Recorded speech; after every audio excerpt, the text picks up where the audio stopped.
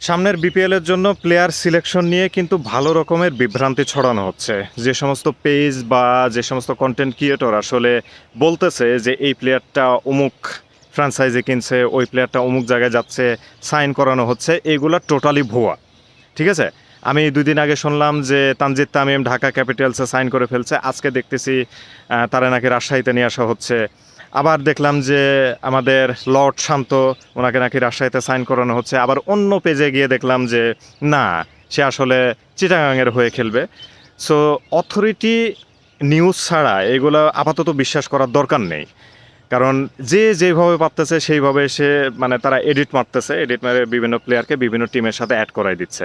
এখন পর্যন্ত আসলে এটা কিভাবে প্লেয়ার সিলেকশন হবে, ড্রাফটে হবে নাকি ডিরেক্ট সাইন ইনে হবে, এইটাই ওইভাবে আসলে ডিরেকশন আসে নাই। ভালো কোনো অথরিটি জায়গা থেকে নিউজ না পেলে এগুলো আপাতত বিশ্বাস করেন না।